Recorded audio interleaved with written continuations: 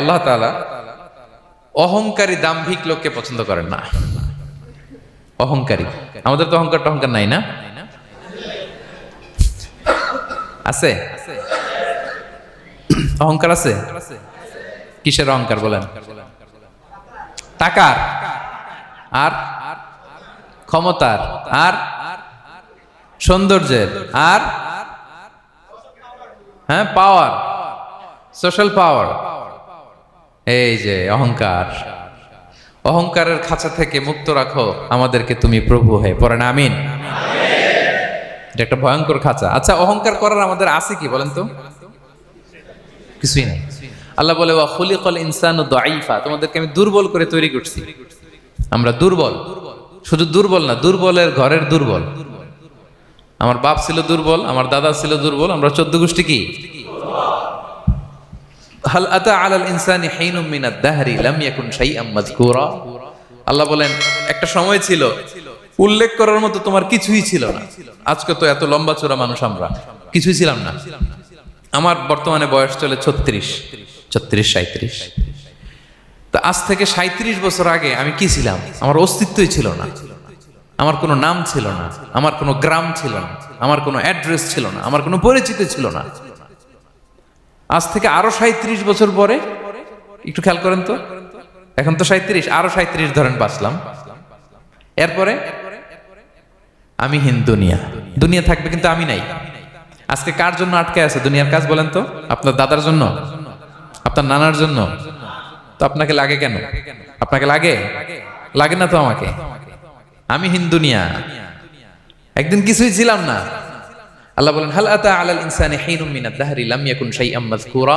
তুমি কিছু ছিলা, একটা সময় কিছুই ছিলা না, উল্লেখ করার মতো তুমি কিছুই ছিলা না। অস্তিত্বহীনের জগৎ থেকে তোমাকে আমি অস্তিত্বে আনলাম। তোমার বাবার পৃষ্ঠদেশ থেকে তোমার মায়ের গর্ভাশয়ে আমি তোমাকে ফেললাম। সেখানে আমি আল্লাহ তোমাকে একটু একটু করে তিলে তিলে বড় করলাম।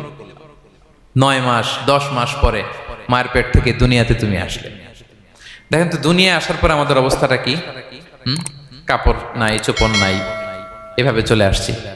আসার পরে কেউ যদি মুখে খাবার তুলে দেয় তাইলে খাইতে পারি, হ্যাঁ, তাও লিকুইড খাবার। এদিক দিয়ে দিলে এদিক দিয়ে পড়ে যায়, খালি মুছতে হয়।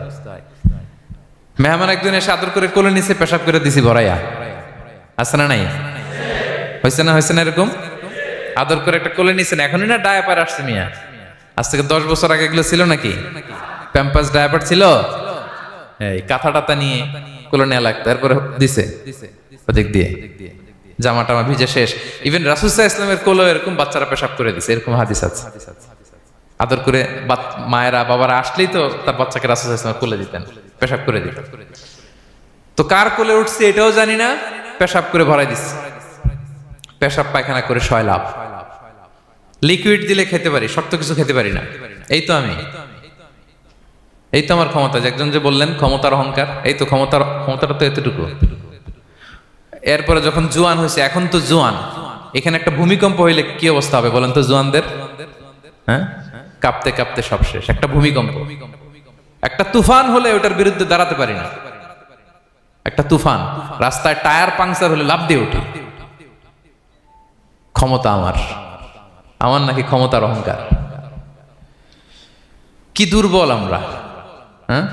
কুকুর আমাদেরকে কামড় দিলে আমরা কুকুরের কামড়ও দিতে পারি না, ঠিক কিনা? মশা যে কামড়ায়, এটা ধরতে না পারলে কিছু করতে পারি? কামড় মাইরা দিছে দৌড়। বল্লা পোকা এসে যদি কামড় দিয়ে দৌড় দিয়ে কিছু করতে পারেন? তো কিসের কিসের ক্ষমতা আপনার? এরপর আবার যদি 70-80 বছর হায়াত পাই, আবার আগের মতো যেখানে বসি ওইখানেই ডাইরেক্ট, আছে না নাই? বয়স যখন 80 হয়ে যায় আর থাকে শরীরের কন্ট্রোল, আবার যেখানে বসে ওইখানেই পেশাব পায়খানা। খাবার দিলে খাইতে পারি, পিঠটা বাঁকা হয়ে কুজু হয়ে গেছে, এর নাকি আবার অহংকার।